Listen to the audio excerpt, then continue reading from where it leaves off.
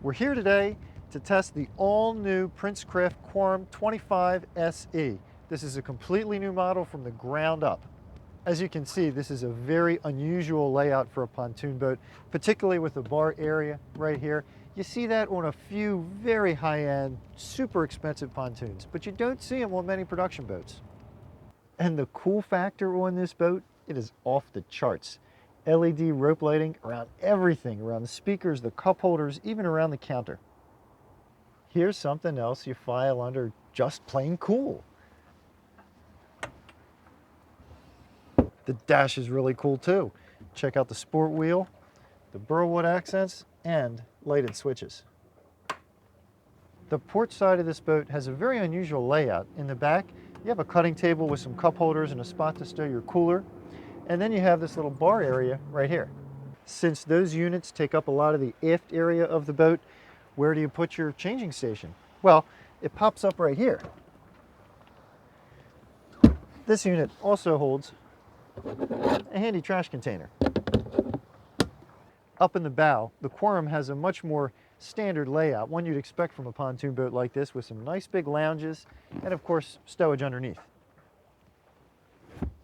Now this Quarum 25 SE that we're testing today, this is a prototype boat, so we're not really comfortable giving you exact performance figures on it just yet. Production boats will be a little different, but we are running in the mid-20s and going well over 30 at top end, and the production boat should certainly have performance at least that good.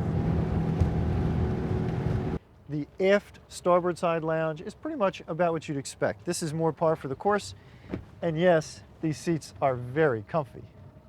Now, of course, everything on a boat is a compromise, and the downside to this unique arrangement is that you lose a portside lounge. There is a sink forward of the console, and you can get an optional water system with it.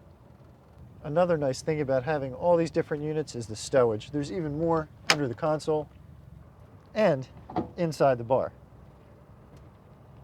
There's a hefty 4-step ladder back here on the swim platform, and this is interesting.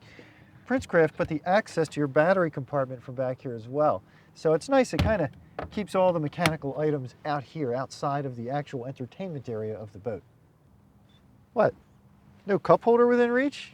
Wait a minute, no problem.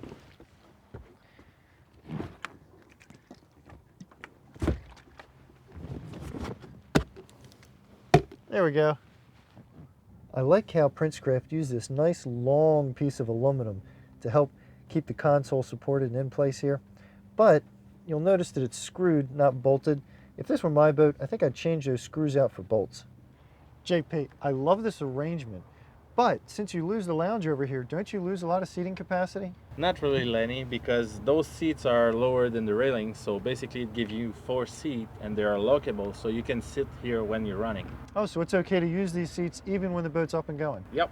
Now, all new models like this, they just don't come around all that often. So, you know what I'm wondering? How did you guys figure out the name of this boat, the Quarum? You know what, Lenny? It's after a few discussions with the R&D department about the railing outside. We were looking at different shape and models, so then we finally got an agreement all together, and the name Quarum just came out. Because everybody agreed on it. Exactly. I see. And you told me something else that's really interesting about this railing. Yeah, actually, our railing is supported by our Z-bar, because our Z-bar are all the way out under the railing. Oh, I see. And on many boats, they cut that short of that, don't they? Exactly. So we go completely to the end. Well, I hope you've enjoyed our review of the Princecraft Quarum 25 SE. I know I've had a lot of fun running it. It's not often that you get to see a pontoon boat that really is this new and unique.